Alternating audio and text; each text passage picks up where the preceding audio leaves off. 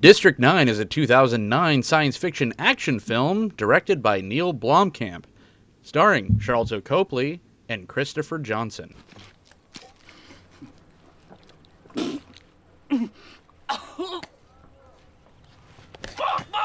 Welcome back to the Cult of Films. I'm John, the host, and joined today by a, not so much a prawn, but a lobster, Mr. Jason Alt. Why am I a lobster? Prawn seems so just like small and insignificant. A lobster has some clout to it. So maybe I'm a Longestino lobster, which is, it's not quite a lobster, not quite a prawn. Right. That's a Britney Spears song, right? Langostino? No, not quite a woman, not quite a not yet a. Anyways, yes. I was stepping on your. I knew what you were doing, and I couldn't let you have it. I don't know what's wrong with me. You just couldn't let me have it. It's just a thing where it's like if someone comes up with something funny that I didn't come up with, I'm like I will wreck this podcast and grind everything to a screeching halt before I admit that you said something funny, and that's just it's just a thing I do. Yeah, what a prawn. That maybe you are a prawn. That's very prawn behavior right there. But prawns in a bucket won't let each other climb out, I heard. Oh, did it? You got there. Well, Jason, we're talking about a film from 2009.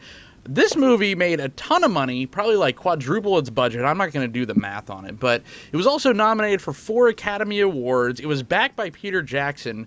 So why the hell are we talking about District 9? I don't know. Is this a cult film? I think it is, right? It was one of those films that had that Fight Club and like Requiem and that pizzazz when it came out, where it wasn't just like the general audience were going. It was like, oh, it was that word of mouth thing because I think of the short film that came before it. Sure. Let's go back to 2009. Were you excited to see District 9 in the theater, or did you?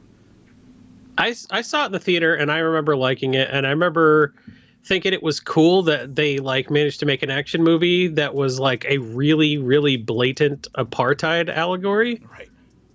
But now when I go back and watch it, I think we've been hit with so much allegory that like, it's like the Seinfeld isn't funny trope, where everything that like came after, you know, kind of did Seinfeld so much that when you go back and watch Seinfeld, you're like, oh my God, this is so hack. When they started it, maybe this is like District 9 isn't deft enough in allegory.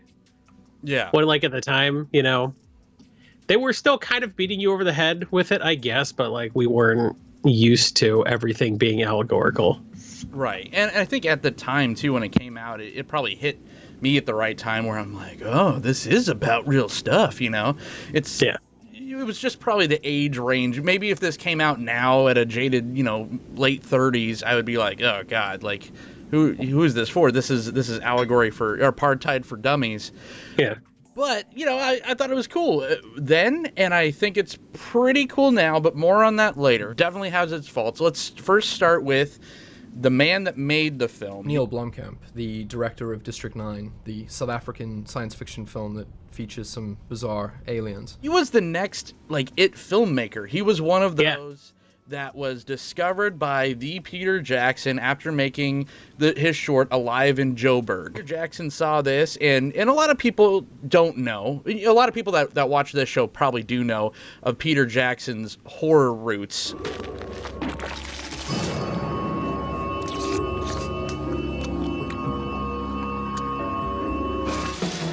That's where he started from.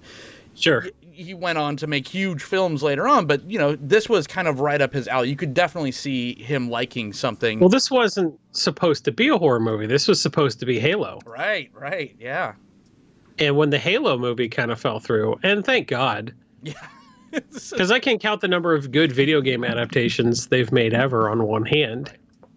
So I mean, not that I care about Halo, but like we don't need a bad Halo movie. So the fact that kind of fell through, and Peter Jackson was like, well, here's 30 mil, make whatever you want. And this is what he made. It's cool.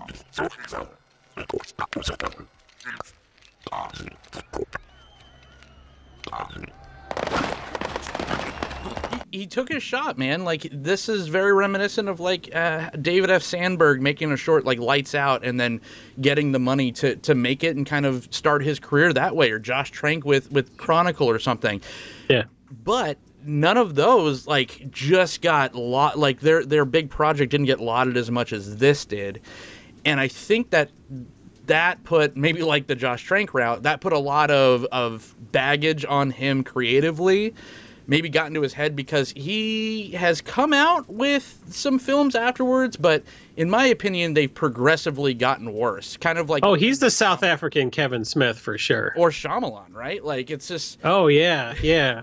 It's kind of shocking, because, like, Elysium, you're still like, okay, this is a movie, but it lost that, like, there's no Paul Verhoeven... RoboCop, Starship Troopers kind of parody, I guess. There was no fun. This movie was fun. Yeah. And Elysium the allegory was a little more deftly covered up, but like it just felt like he keeps making the same movie. Mm-hmm. And Chappie, I don't know. Chappie was fun, but I don't know why it wasn't good. That was the other way.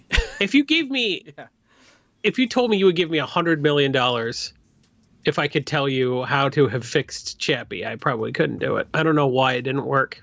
I am Chappie. But maybe we just didn't want District 10, which is what Chappie felt like. And there was a moment where after Chappie didn't work, because no one liked it, he's just like, fuck it, I'm going to go back to the drawing board. Then he started making shorts again. He started releasing them on his studio's channel. The most famous one, I guess, is Raqqa. Again, just another reskinning of District 9, which they're not bad projects. They're great to look at, especially with the budget. Everything looks competently made and even, like, impressively made. However, just as a storyteller, I think he needs help. He needs a friend. Well, he had a friend on this movie. Mm-hmm. Terry Tatchell, who wrote, I guess, half of his movies with him. So you could kind of see her fingerprints on Chappie, So the two of them working together made the same movie again, which, of course they did. Get a new friend. I mean, I guess, right? I left the theater feeling that same feeling that I had when I walked out of seeing Starship Troopers for the first time. I was just like, wow, that was so cool. Like, it felt like a throwback. It felt like this guy might be the person to accept the baton from Paul Verhoeven. And I felt like this was going to happen for him. But yeah, it's just like, sometimes I guess people just have one story to tell. If it's a good story, great. And like, thanks for that. But maybe he just doesn't have anything left in the chamber. He has come back to making films this year. He made Demonic. How is this possible? Do you know what this place is? Which is a complete right turn from the social commentary and, the commentary on fascism and classism and all that. And he tried to do as much as he could like a straightforward demonic possession movie, because it was just like he was trying to fish in the bucket of fish with a grenade. I want to try something. If I'm going to try something different, I want something easy to do. But he Blomkamped it all up. It was just a mess. Yeah. So it's just like, oh man, I just don't know. Like, some people are just... Do you think there's any hope for the future for this guy? I don't think he can fail, per se. He's got enough support that he can just do whatever he wants. Because, like, it feels like, who keeps giving M. Night Shyamalan money?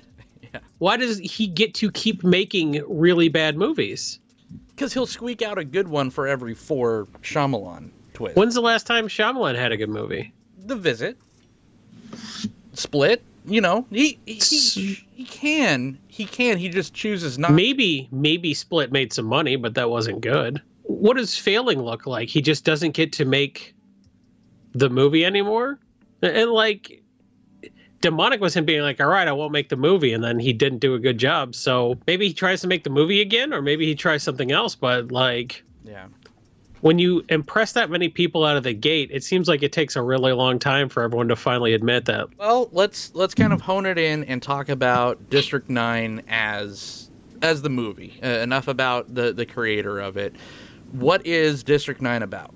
District 9 is about, it's a fake documentary about first contact. An alien ship kind of hovers above Johannesburg in South Africa. Although the workers from the ship kind of end up getting like podded down to Earth, and they can't get back up to the ship, and the ship can't leave our atmosphere. These aliens in it seems like they just dumped all the worker aliens, like the grunts they call them, jettisoned their like least intelligent workers onto Earth, and they ended up just being located in these temporary camps that turned into a slum.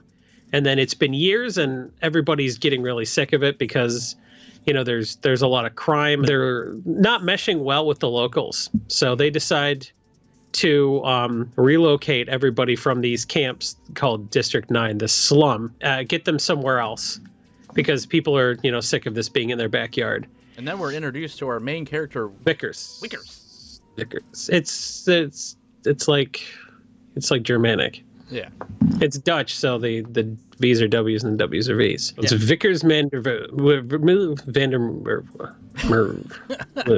Played by Charlton Copley, which, in all fairness, like, I think this movie made a career for him because he was able to go out and do other things, although he has, I think, been in every single one of Blomkamp's films. He didn't want to be an actor. He just, like, was just on the set of Alive in Joburg. And Blomkamp was sort of like, hey, you get in front of the camera. And he's like, oh, acting's really easy. Anybody who says acting's not easy, this guy didn't even want to do it. And he was forced to be a millionaire. Fine. I'll cash the checks. But for having little to no experience and not being very excited about the project, I think he does as good a job as he can. Because it's a mockumentary. It's about a guy who is not an actor. It's about a guy who is just being someone who's not comfortable being on camera. Yeah. It looks like he's like taken right out of The Office and put into a sci-fi film. Yeah. I really, just the whole dynamic of he's this super nice guy, but kind of fake. He's this like blindly racist. I don't want to play with these boys. They'll cut you in 4 pieces. You put you on each side of. Okay, that's the boss there.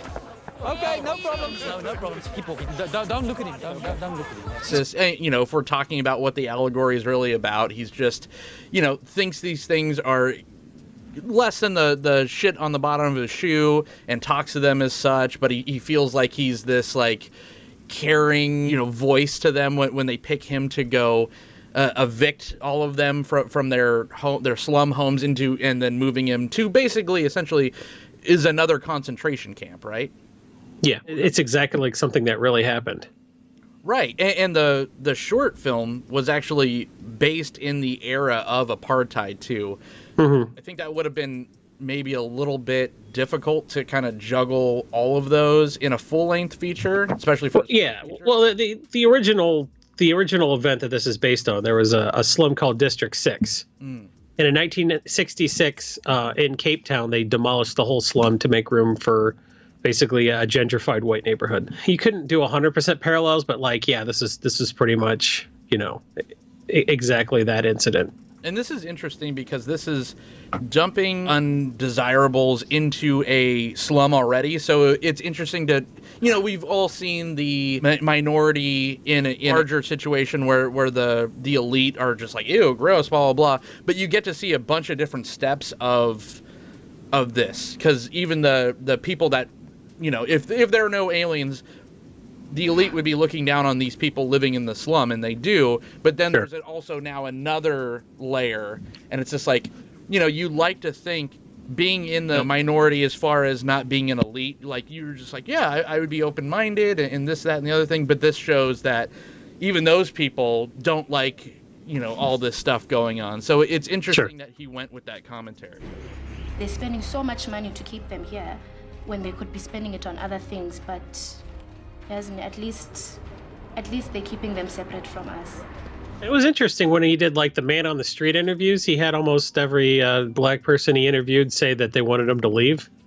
So it's sort of like a subtle commentary that like the aliens are like a subclass, that even people who didn't have a ton of rights under apartheid in South Africa are still like, yeah, get these people out of here. Yeah, I feel like this was around the time when like the mockumentary was he was cashing in on that as well. Maybe that's just a budgetary choice, because you could shoot, mockumentary style. It's easier on the budget to do it that way than to, do like big cinematic, action shots. Although there are some, and it's not. This movie's weird because it's that weird hybrid where you do get a lot of like a cameraman's following, especially Vickers around and what's going on with him. But then there are some cinematic shots where it's like pulled out and it's not a person in the room, or at least not an established person that he's interacting with. So it does have that like hybrid feel to it. So and that's kind of jarring. And that was something that was confusing. That I felt was confusing the first time I watched this. I'm like, is it a mockumentary? Is it not? Yeah, it just stops being a mockumentary at one point. It's sort of like, oh, they're following him around to document and then they're like, oh yeah, they're showing him being tortured. Yeah. And they did sort of some of the found footage stuff where they're like making him fire the gun. It looks like they're recording that for the purposes of, and there's some security camera footage, but then also there's just a person standing in the room that sees like the firefight and all this, and you just like forget about it, that the camera is supposed to be, Yeah. And then you get when he's in the mech, even you get the Tony Stark, the heads up display. Yeah. So maybe that's the camera from the mech suit inside. Well, they knew that audiences wouldn't think too hard about it. They knew we would forget that it was supposed to be a mockumentary. It's like, why is this guy standing in the middle of a gunfight? And boy, were there some fucking gunfights in this movie. There was. That's what felt very video game-esque, and maybe, give him a Fortnite movie. Like, who cares about that shit anyways? And he seems like he would be at least competent enough to do the action sequences of that, because it was very exciting. And he does still employ those techniques in his newest films and shorts, where it's like ultra violent. It's very Paul Verhoeven that way. That part doesn't feel hacky. Verhoeven does it as sort of like a meta commentary on like our violent culture. And then it just seems like that's the language he's speaking versus the commentary he's making. It really feels like Blomkamp's like, people like violent movies. Well, Verhoeven's like, your culture is so morally bankrupt. Yeah, that's true. Yeah, this one's like, we're gonna mount the the GoPro on the gun and show the Marine going through like a stairwell, because that looks cool. Where you're right, Verhoeven shows like a little kid getting disintegrated for the opposite effect. Yeah.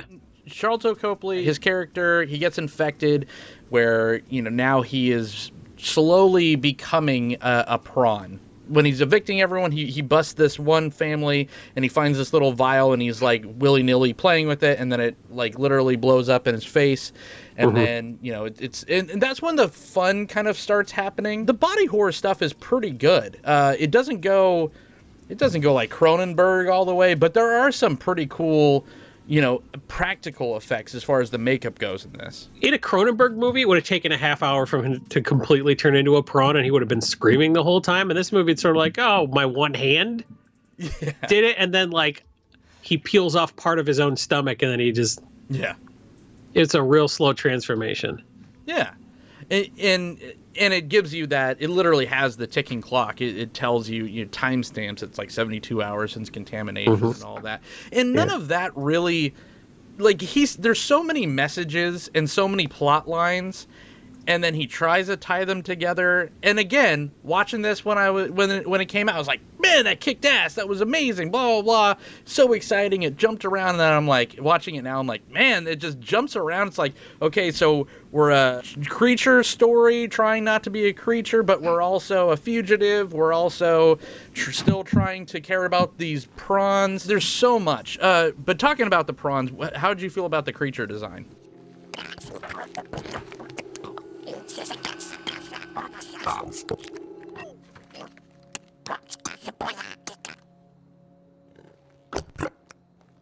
I thought it was fine. It was good creature design. Aliens are almost always bipedal, with 2 eyes. I guess because vainly as humans we think that that's like the pinnacle of evolution, So it doesn't matter what you start out as, you're going to end up as a 2-eyed, 2-legged, 2-armed creature. Otherwise you're not seen as intelligent, I guess. They looked cool, I guess.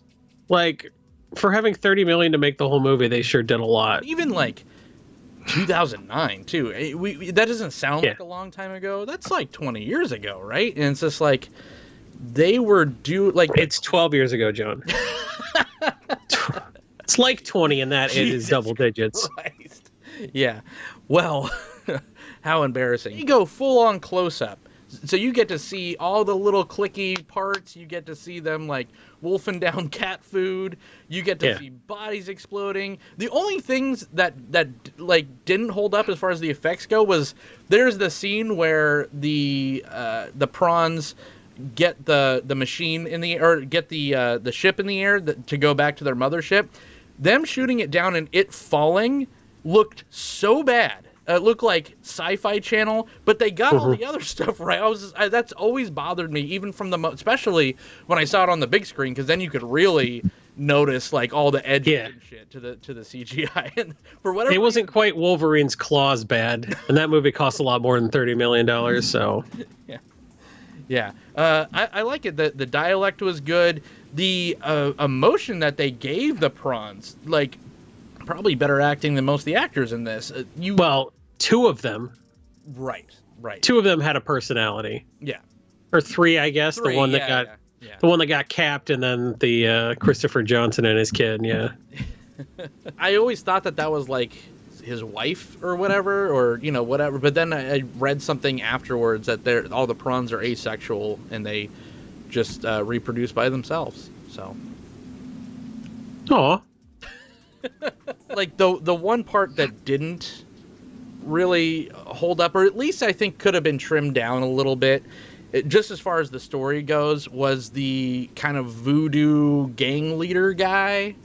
They just gave so much time to that, and just for him to get capped in the head anyways, like it just, you could have pulled 40% of that out and made this a 90-minute film, and it probably would have been a super banger. But yeah, just those instances of him standing in line for cat food, talking to those fucking people, and we're gonna eat your arm because we're voodoo masters, and all that shit just kind of grinds it to a halt. And I wish they would have taken it out, because besides for that, this movie is paced so well. Like, because even the beginning stuff before shit hits the fan and he gets infected, it's still very, it's cut like a documentary. So it's very rapid fire, all the fat's trimmed out. So you're just getting the information that's pertinent, and it's a lot of fun. And then once we get to that thing, it's like he ran out of ideas. Yeah, a little bit. The last 45 minutes of the movie is just a string of gunfights.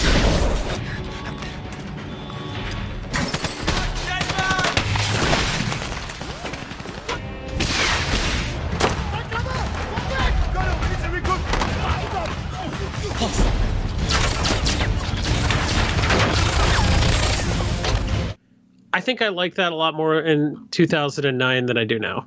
Sure. Because you said you did have an affection for this film when it came out, and it kind of lost a lot of it for you now. What was that the biggest reason, or what was the big reasons that you don't think this film holds up as well as it did? I found myself, I thought I was going to like it, and then I found myself getting bored with like the last 45 minutes of it. It may be just because I was like, oh God, they're really beating us over the head with the allegory. I guess maybe I was a little embarrassed that I was as impressed at such a simple trick. Maybe. Yeah.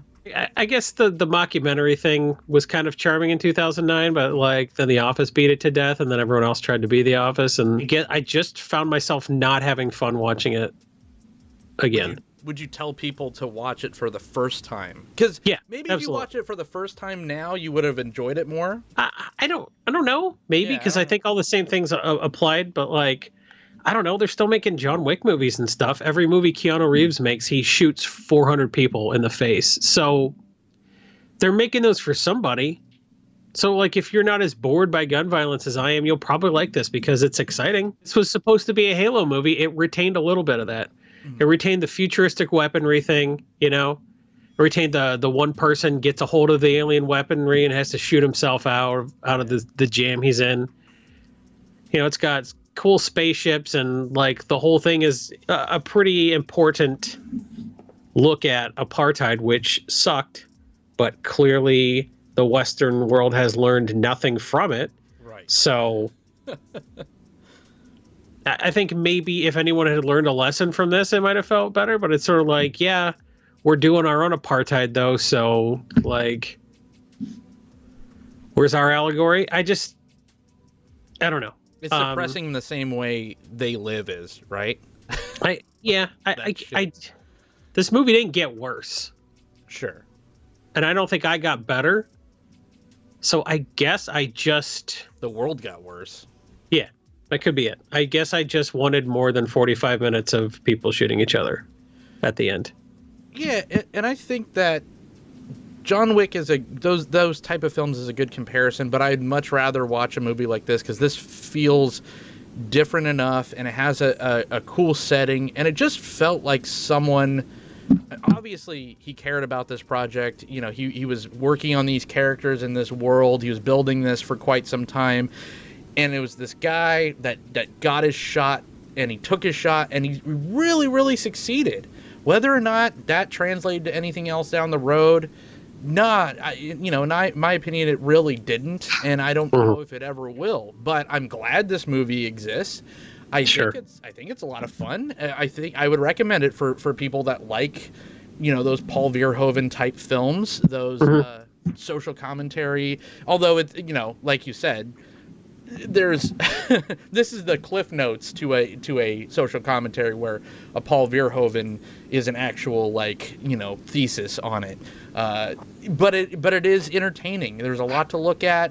There's fun to be had in District 9 still to this day.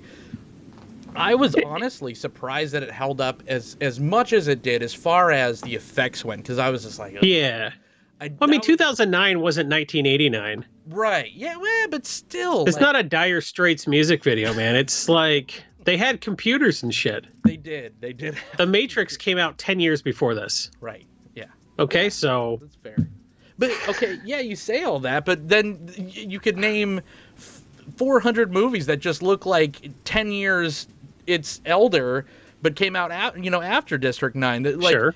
It just means that this guy cared about these characters, and because it's hard to have characters that don't speak the language, but really still come across as sympathetic, and the audience. I think he succeeds in making the audience care for at least Christopher Johnson and his kid, right? Sure. In the prawns in general, they show this and that, but most of the time they just come off as feral, which I think is a little tone deaf. I think he should have amped up a little bit of the humanity of the rest of them. The rest of them just kind of play as hyenas. But I think you're supposed to feel bad for seeing them as subhuman. Okay. But again, it's kind of a not the commentary about the elite that I think he thinks it is, because if you're making a indictment on the elite, then it's just like, oh, this one prawn, Christopher Johnson, he's smart, but the rest of them are just feral animals, and they should be kicked out. So that's kind of a non-bow, in my opinion.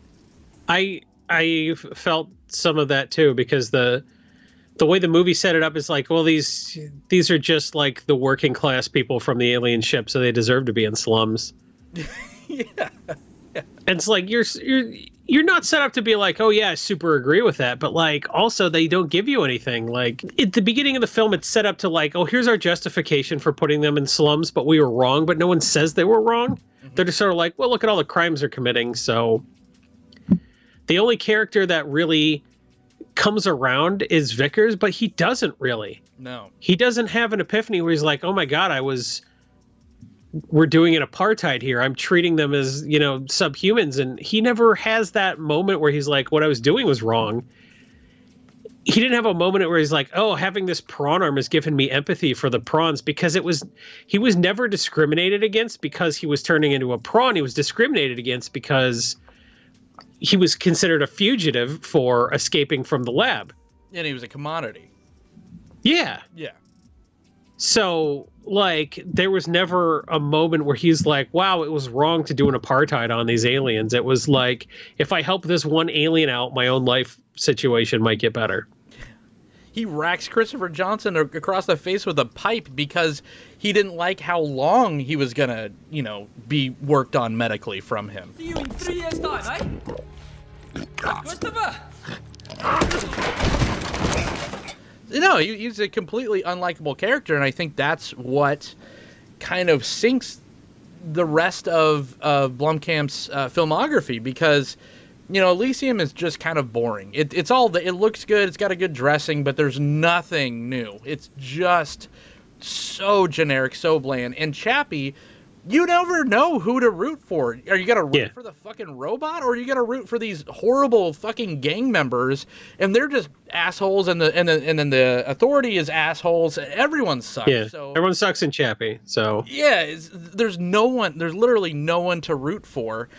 Where at least you get the prawns to root for in this, because you're not rooting for Vickers. He's a fucking but you don't root for the prawn. They never make it.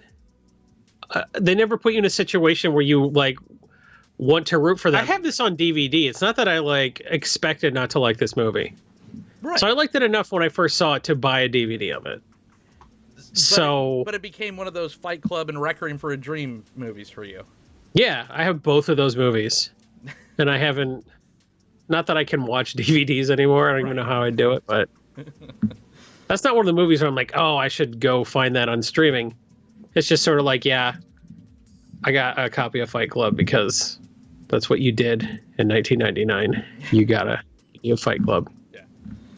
And again, I don't go around shouting any three of these movies out. For anyone, I think everyone should at least see Fight Club, Requiem for a Dream, and District 9 at least once. They're tentpole movies. Maybe their fandom is the worst. Yeah, it's absolutely the worst. They've turned it into this horrible, toxic culture. But just looking at them as movies, they're important to watch, or not so much important. They're good to watch at least once. And I'm glad that all three of them happened and were made, and I enjoyed what I enjoyed about them. But I would have to say that I would probably watch District 9 again before I'd watch those other two. This held up a little bit better than those other two for me. Okay, well, that's two slightly different opinions. I mean, yeah, I'm glad I saw it the first time, and I found myself getting somewhat bored by it the second viewing, or well, not the second, like my 10th viewing probably. Sure, yeah. John thought it held up a little better. So it's been about, probably 6-7 years since I've seen this movie. So I would have liked it to have held up a little bit better. Maybe give Elysium a shot too. They were talking on Reddit today about how they thought it held up a little bit better than they remembered. But I think Elysium kind of has the same issue, which is just it's mostly gunfights. Yeah. I recently rewatched Elysium and Oblivion, the Tom Cruise movie from 2013, and I think Oblivion held up a little bit better. Okay. Such a telling of our age. I don't want to be an ageist, right? But you think about when Oblivion came out, and just the resounding consensus about Oblivion was, oh, it's just him walking around, it's so boring. And then we're like, oh, District 9 shooting fucking alien people and blowing up, and it's so cool. And now it's like we're old and jaded and we've seen it all, and we're like, oh yeah, we'd much rather watch the walking around movie. Yeah. So yeah, I don't know. Maybe recommend this. I'll recommend this to my son, and then see how that turns out. But yeah, that's our thoughts on District 9. Check it out. It's streaming everywhere still.